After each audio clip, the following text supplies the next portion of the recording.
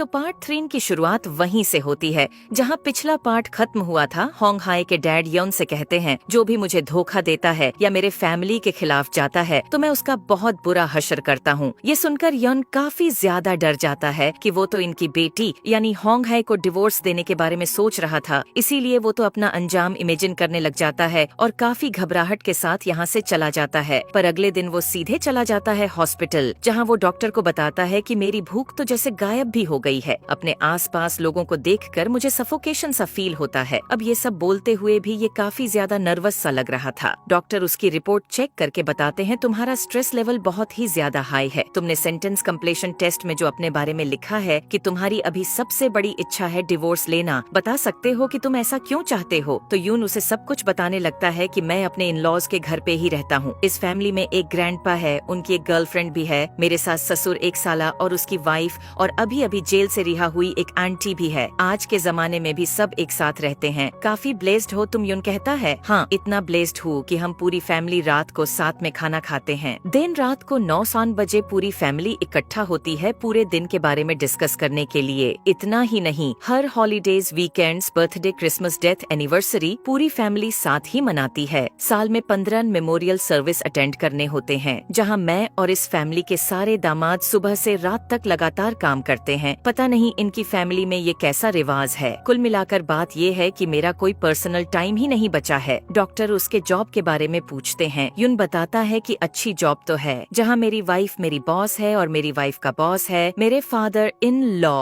और उनके बॉस है मेरे ग्रैंडफादर इन लॉ। मेरे दिल से लेकर हाथ पैर सब कांपने लगते हैं जब भी उनमें से किसी का भी कॉल या बुलावा आता है। सोचते हुए परेशान हो जाता हूँ कि ये लोग अब मुझसे क्या करवाएंगे। तो डॉक्टर कहते हैं कि तुम इस स्ट्रेसफुल माहौल से अपने आप को दूर क्यों नहीं कर लेते। यून कहता है कि उसके लिए एक ही ऑप्शन है, डिवोर्स का। डॉक्टर कहते हैं कि तुम ये भी तो कर सकते हो कि अपनी वाइफ को लेकर इन लॉज के घर से कहीं दूर रहने लगो। इस पर यून बताता है कि मैं जितना अपने इन लॉज को नापसंद करता हूँ, उससे ज्यादा मैं अपनी वाइफ से नफरत करता हूँ। डॉक्टर पूछते हैं कि ऐसा क्यों। इस पर यन बताता है कि उसे मेरी थोड़ी सी भी केयर नहीं है। उसकी फैमिली मुझे किस तरह से ट्रीट करती है, लेकिन उसे कोई फर्क नहीं पड़ता क्योंकि वो बहुत सेल्फिश है। बस उसकी वजह से ही उसकी फैमिली में घर जमाई बनकर रहने के लिए माना और आज तक बस उसके लिए ही सब कुछ झेलते आया हूँ। पर उसे मेरी कोई फिक्र नहीं है। शादी से पहले उसने कहा था कि मैं उस पर ट्रस्ट कर सकता हूँ। तो एक छोटे से फ्लैशबैक में हम देखते हैं 3 साल पहले जब होंग है हेलीकॉप्टर से याउन के होम टाउन आई थी, तब उसने याउन से प्रॉमिस किया था कि मैं तुम्हें कभी रोने नहीं दूंगी, कमिंग बैक टू प्रेजेंट। इसे याद करके याउन कहता है, मैं ही इडियट था जो उसकी बातों पर बिलीव कर लिया। डॉक्टर पूछते, क्या तुम उससे हर्ट हो या इन सब की वजह से अपसेट हो? यून नहीं कहता है कि अभी तो मैं उसके लिए कुछ भी फील नहीं करता, बस नफरत करता हूँ, इसीलिए मैं उससे डिवोर्स चाहता हूँ, क्योंकि अब बस यही एक तरीका है जिससे मैं शांति से अपना लाइफ जी सकता हूँ। इस पर डॉक्टर पूछते हैं कि तो अभी तक तुमने डिवोर्स क्यों नहीं दिया? इस पर यून बताता है, क्योंकि मैं इससे मर भी सकता हूँ, क्योंकि मेरे फादर इन लॉ बहुत खतरनाक आदमी है। जो भी उनके या उनकी फैमिली के खिलाफ जाता है वो उसका बहुत बुरा हशर करते हैं। यून की कंडीशन जानकर डॉक्टर भी हैरान रह जाते हैं और उन्हें भी याउन पर दया आता है। तो डॉक्टर उसके लिए कुछ मेडिसिन देते हैं और उसे गले लगाकर हौसला देते हैं। यून डॉक्टर को गुड बाय कहकर चला जाता है। इसके बाद हम मिलते हैं ग्रेस से, जो कि हंग फैमिली की बटलर थी, जो बड़े बड़े घरों के बच्चों का मैच मेकिंग और डेटिंग वगैरह फिक्स कराती थी। तो एक क्विंस डिपार्टमेंटल स्टोर में आई हुई थी, जहाँ होंग हाई को देखकर उससे कुछ ज्यादा ही फ्रेंडली होने की कोशिश करती है, पर होंग हाई उसे कोई भाव नहीं देती, उल्टा इसे वार्निंग दे देती है कि अगली बार से थोड़ा केयरफुल रहना। ये कहकर चली जाती है। इससे ग्रेस को तो काफी गुस्सा आता है, क्योंकि सबके सामने उसका मजाक जो बन गया, इसीलिए वो गुस्से में सीधे चली आती है यून के केबिन में, जहाँ उसे बताती है कि आप तो जानते ही हो कि मेरे बहुत सारे बड़े बड़े फैमिलीज के साथ अच्छी पहचान है। उन्हीं में से एक दांग ग्रुप है। अपने मिस्टर दायन के बड़े बेटे के एक्सीडेंट के बारे में सुना ही होगा। यून हाँ कहता है। तो ये बताती है कि उस एक्सीडेंट में मिस्टर दयम के बड़े बेटे की मौत हो गई है, लेकिन उसकी वाइफ को उसके प्रॉपर्टी में से कुछ भी नहीं मिलेगा, क्योंकि उसने अपनी बिल में लिख रखा था कि उसकी सारी प्रॉपर्टीज सिर्फ उसके बच्चे और उसके नीस नेफ्यू को मिलेगी, जिस वजह से अब उसकी वाइफ को कुछ भी नहीं मिलेगा। इस पर यौन उसे बताता है कि ऐसा नहीं होता, वाइफ लॉसूट फाइल कर सकती है, क्योंकि वो लीगली उसकी प्रॉपर्टीज की आधी मालकिन है। आप चाहे तो मैं एक अच्छे लॉयर का पता दे सकता हूँ, आप उनको बता देना उस लॉयर से कांटेक्ट करने के लिए। इस पे ग्रेस कहती है कि इसकी क्या जरूरत है, आपसे अच्छा लॉयर और कौन होगा, और वैसे भी तो आपकी सिचुएशन सशन भी ऐसी ही है। यौन पूछता है कि क्या मतलब, तो ग्रेस उसे बताती कि क्या आपको नहीं पता कि होंग हाई ने आपसे शादी करने से पहले अपनी विल लिख रखी थी कि अगर फ्यूचर में उसे कुछ हो गया तो उसके नाम की सारी प्रॉपर्टीज, शेयर्स, स्टॉक्स सब उसके फैमिली को मिल जाएगा और आपको कुछ नहीं मिलेगा। वो कितनी हार्टलेस है ना। कहीं आपने ये तो नहीं सोच लिया था कि आपकी शादी सच में मैरिज ऑफ द सेंचुरी है? ऐसा कुछ भी नहीं था। ये तो बस मीडिया के लिए दिखावा था। उसे कोई लविंग हस्बैंड नहीं चाहिए था, बल्कि उसके इशारों पे काम करने वाला एक नौकर चाहिए था। ये सब सुनकर यून चुप होने के लिए कहता है और यहाँ से निकल जाने के लिए कहता है। अब ग्रेस की बातें सुनकर यून को तो काफी ज्यादा बुरा लगा था। इधर होंग हाई को एक डॉक्टर का कॉल आता है जो होंग हाई को अभी हॉस्पिटल आने के लिए कहते हैं। होंग हाई बताती है आने का टाइम नहीं है, जो भी बात हो आप मुझे मेल कर देना। पर डॉक्टर उसे फोन में कुछ बताते हैं जो सुन होंग हाई शॉक्ड रह जाती है। इसके बाद ही हम यून को देखते हैं जो कि अपना काम खत्म करके बाहर जा रहा था। तभी लिफ्ट के पास होंग हाई भी आ जाती है। यून को अपने साथ कहीं चलने के लिए कहती है पर यून मना कर देता है। होंग हाई कहती है कि मैंने तुम्हारा शेड्यूल चेक किया, कोई भी काम बाकी नहीं है, इसीलिए मेरे साथ चलो, कहीं जाना है। इस पर यून उसे चिल्लाकर कह देता है कि मुझे तुम्हारे साथ कहीं भी नहीं जाना है। ये बोलकर वो अपनी कार लेकर कहीं निकल जाता है। कार लेकर वो सीधे अपने होम टाउन पहुँच जाता है जहाँ मिलते हैं यौन के मॉम डैड से, जो कि किसान थे। यौन के इतने टाइम बाद देखकर दोनों काफी ज्यादा खुश होते हैं। तो वो लोग उसे होंग हाई के बारे में पूछते हैं कि वो क्यों नहीं आई, तो यौन उसके लिए काम का बहाना दे देता है। देन यून इनके साथ घर आता है। हाँ, मॉम उसके लिए बहुत सारा खाना बनाती है। इतने टाइम बाद मॉम के हाथ का खाना खाकर और अपने घर लौटकर यून को काफी ज्यादा सुकून आता है। यून के आने के बारे में पता चलते ही उसके बड़े भाई और दीदी आ जाते हैं। दीदी तो उससे काफी ज्यादा नाराज थी क्योंकि वो उनके डैड के 60th बर्थडे के दिन नहीं आया था। तो यहाँ याउन उन सभी को बता देता है कि मैं होंग हाई को डिवोर्स देने वाला हूँ। जो सुन सब लोग तो पहले हैरान होते हैं और उसे समझाने लगते हैं कि उसे ऐसे डिवोर्स नहीं देना चाहिए। अगर कोई प्रॉब्लम है तो उन्हें सॉर्ट आउट कर लेनी चाहिए। वो बताता है कि मैं इस शादी से खुश नहीं हूँ। इस पे डैड तो उससे कहते हैं कि इतनी छोटी सी बात के लिए तुम्हें डिवोर्स लेने की जरूरत नहीं है। जिंदगी में ऐसे ही एडजस्ट करके चलना पड़ता है। लड़ाई झगड़े बहसबाजी तो होती ही रहती है। ऐसे फैसले जल्दबाजी में नहीं लेने चाहिए। सब लोग उसे बहुत समझाने की कोशिश करते हैं पर यून कहता है कि मैंने बहुत सोच लिया है और अच्छे से सोच समझ कर ही फैसला किया है कि मुझे होंग हाई से डिवोर्स लेना है, इसीलिए आई एम सॉरी। ये कहकर वो अपनी कार ले लेकर वापस जाने लगता है और उसकी दीदी भागकर उसे रोकने आती है और उसे बात करने के लिए बाहर बुलाती है, जहाँ उसे कहती है कि तू बहुत सेल्फिश है, तुझे पता भी कि मैंने तुम्हारे लिए कितनी सारी कुर्बानियाँ दी हैं। यून पूछता है कि कौन सी कुर्बानी? दीदी बताती है कि क्या तुझे याद नहीं कि तुझे सियोल भेजने के लिए मॉम डैड ने हमारी सारी गाय बेच दी थी, जिस वजह से मैं यूनिवर्सिटी नहीं जा सकी। और यून कहता है कि ऐसी कोई बात नहीं थी, आप अपने अटेंडेंस इशू की वजह से यूनिवर्सिटी नहीं जा सकी थी। दीदी कहती है कि तुझे कुछ नहीं पता, मैंने तुम्हारे लिए कितना कुछ किया है। भाई भी उसे अच्छे से समझाने लग जाते हैं कि मॉम डैड की कितनी इज्जत है। हमारे टाउन में सब लोग इतने ज्यादा खुश हुए थे कि तुम्हारी शादी क्वींस ग्रुप के वारिस से हुई है, पर अगर तुमने उससे डिवोर्स ले लिया तो सोचो तुम्हारे बारे में, मॉम डैड के बारे में, हमारी फैमिली के बारे में कैसी कैसी गॉसिप होगी। 2 साल पहले मेरे एक दोस्त का डिवोर्स हुआ था, लेकिन आज तक उनके बारे में गॉसिप होती रहती है। हर जगह उसकी और उसकी फैमिली की बदनामी होती है। तो एक बार इस बारे में सोचना। पर यून चला जाता है। तो यून घर वापस लौट आता है, जहाँ वो घर के अंदर जाने से पहले अपने हाथ में एंगेजमेंट रिंग को देखता है और फिर अपने रूम से डिवोर्स पेपर लेकर होंग हाई के रूम में आ जाता है, जहाँ उसे कहता है कि मुझे तुमसे कुछ बात करनी है। होंग हाई भी कहती है कि मुझे भी तुम्हें कुछ बताना है, इसीलिए मैं पहले बताती हूँ। यौन कहता है ठीक है बताओ। तो होंग हाई बताती है कि मैं मरने वाली हूँ। जो सुन यौन शॉक्ड रह जाता है। होंग हाई आगे बताती है कि मेरे पास सिर्फ 3 महीने बाकी है। यौन शॉकिंगली पूछता है कि क्या मतलब? तो होंग हाई उसके पास आकर बताती है कि आज मैंने तुम्हें ऑफिस से निकलते टाइम कहा था ना मेरे साथ कहीं पर चलने के लिए, मुझे हॉस्पिटल जाना था। तुम्हारे जाने के बाद मैं अकेले हॉस्पिटल गई थी, जहाँ डॉक्टर ने मुझे बताया कि मेरे पास सिर्फ 3 महीने बाकी है। यौन तो अब भी शॉकिंगली पूछता है कि क्या कह रही हो तुम? होंग हाई कहती सुनाई नहीं दिया क्या? 3 महीने बाद मैं मरने वाली हूँ, बस मुझे यही कहना था। अब तुम बताओ तुम्हें क्या बताना था? अब यौन ये सब सुन उसे कैसे डिवोर्स की बात कहता, यौन अपना हाथ पीछे कर लेता है, डिवोर्स पेपर्स को छुपा देता है, कहता है कि ऐसी कोई इम्पोर्टेंट बात नहीं थी। होंग हाई कहती कि मुझे पता है कि तुम्हें कुछ कहना था, तो बताओ क्या था? तो यून कहने लग जाता है कि वो मैं तुम्हें सॉरी कहना चाहता था आज के लिए और हर दिन के लिए। मैंने जैसा भी तुम्हारे साथ बिहेव किया है उसके लिए आई एम सॉरी। आगे से कभी तुम्हें ऐसे ट्रीट नहीं करूंगा और तुम्हारा बहुत अच्छे से ख्याल रखूंगा, बस यही कहना था। पर अचानक से उसका फेस रोने वाला हो जाता है और कहने लगता है कि पर तुम्हारे पास सिर्फ 3 महीने हैं, ऐसा कैसे हो सकता है? मैं तुम्हारे बिना कैसे जीऊंगा? ये सब ऐसे अचानक से कैसे हो सकता है? अब उसकी ऐसी बातें सुन होंग हाई हैरान होती है। होंग हाई पूछती है कि क्या तुम सीरियस हो? यून उसे उससे गले लगा लेता है और कहता है आई लव यू होंग हाय। यहीं पर हमें 3 साल पहले इनके शादी का फ्लैशबैक दिखाया जाता है, जहां धूमधाम से इनकी शादी होने के बाद हस्बैंड वाइफ दोनों को अपने फ्यूचर सेल्फ के लिए एक मैसेज रिकॉर्ड करने के लिए कहा जाता है। योन अपने फ्यूचर सेल्फ के लिए कहता है कि आई होप तुम अच्छे ही होगे। ये मत कहना कि तुमने डिवोर्स ले लिया है, क्या तुम्हारे बच्चे हो गए 1 या 2, वैसे ये मैटर नहीं करता, क्योंकि मैं बस चाहता हूँ कि होंग हाय मेरे साथ रहे। इसीलिए बस यह बात याद रखना कि तुम होंग हाय से कितना ज्यादा प्यार करते हो। आई होप 10 साल बाद भी ऐसे ही रहोगे, होंग हाय को कभी रोने नहीं दोगे और हमेशा उसके साथ खुश रहोगे। इधर होंग हाय भी अपने फ्यूचर सेल्फ के लिए रिकॉर्ड करती है, कहती है कि तुम 10 साल बाद भी उतनी ही ज्यादा खूबसूरत, हेल्दी एंड मोस्ट सक्सेसफुल होगी। ऑफ कोर्स यून के साथ होगी। इसी के साथ एपिसोड का एंड यहीं पर होता है। क्या होंग हाय सच में मरने वाली है? लगता तो नहीं है, क्योंकि अभी सिर्फ एक ही एपिसोड हुआ है। जो भी होगा आगे कहानी कैसे बढ़ती है देखना इंटरेस्टिंग होगा। तो वीडियो पसंद आई तो वीडियो को लाइक कर देना, चैनल पर पहली बार आए तो सब्सक्राइब कर देना। जल्दी ही मिलते हैं अगले पार्ट में, तब तक के लिए take care and bye bye.